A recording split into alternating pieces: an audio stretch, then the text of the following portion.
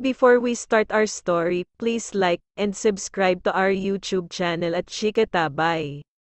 Hashtag Romeo and Juliet. Romeo and Juliet is an enduring tragic love story written by William Shakespeare about two young star-crossed lovers whose deaths ultimately unite their feuding families. Shakespeare borrowed his plot from an original Italian tale. It is believed Romeo and Juliet were based on actual characters from Verona.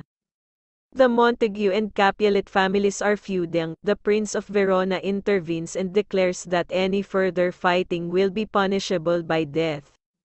When the Count of Paris approaches Lord Capulet about marrying his daughter, Juliet, he is wary of the request because she is only 13. Capulet asks the Count of Paris to wait another 2 years and invites him to attend a ball. Lady Capulet and Juliet's nurse urge Juliet to accept Paris' courtship.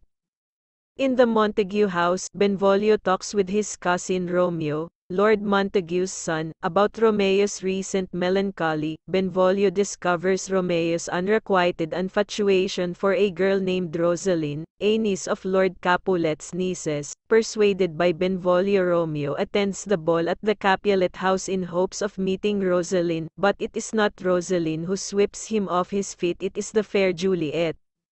After the ball, Romeo sneaks into the Capulet courtyard and overhears Juliet on her balcony vowing her love to him in spite of her family's hatred for his family. Romeo makes himself known to her and they agree to be married. Juliet's balcony in Verona with the help of a friar, who hopes to reconcile the two families through their children's union. They are secretly married the next day. Juliet's cousin Tybalt, incensed that Romeo had crashed the Capulet ball, challenges him to a duel. Romeo, now considering Tybalt his kinsman, refuses to fight. Romeo's friend, Mercutio, is offended by Tybalt's insolence, as well as Romeo's vile submission, and accepts the duel on Romeo's behalf. Mercutio is fatally wounded when Romeo attempts to break up the fight. Grief-stricken and racked with guilt, Romeo confronts and slays Tybalt. Montague argues that Romeo has justly fought and killed Tybalt for the murder of Mercutio. The prince exiles Romeo from Verona and declares that if Romeo returns, he will be executed. Romeo secretly spends the night in Juliet's chamber, where they make love for the first and last time, consummating their marriage. In the morning, he prepares to leave and kisses her one last time. Lord Capulet, misinterpreting Juliet's grief, agrees to marry her to Count Paris and threatens to disown her when she refuses. Juliet pleads for the marriage to be delayed, but her mother rejects her.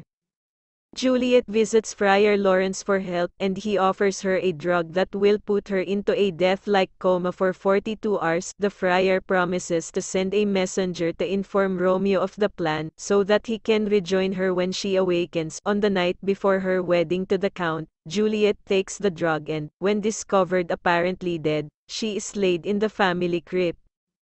The messenger, however, failed to reach Romeo and, instead, he learned of Juliet's apparent demise from his servant. Heartbroken, Romeo buys poison from an apothecary and goes to the Capulet crypt. There, he encounters Count Paris, who has come to mourn Juliet privately. Believing Romeo to be a vandal, Paris confronts him and, in the ensuing battle, Romeo kills Paris. Still believing Juliet to be dead, Romeo drinks the poison. Juliet then awakens only to find her beloved Romeo dead. Unwilling to live without him, she stabs herself with his dagger. The feuding families and the prince meet at the tomb to find all three dead. The friar recounts their story. The families are reconciled by their children's deaths and agree to end their violent feud.